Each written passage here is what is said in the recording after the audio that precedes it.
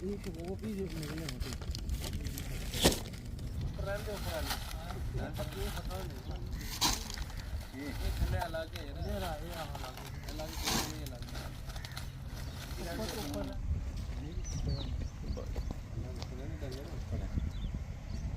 अच्छा एक साइड से निकलने वाला है वो श्योर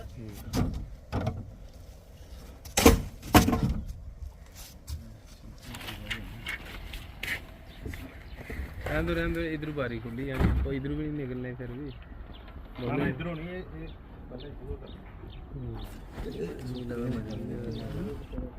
पहले निकले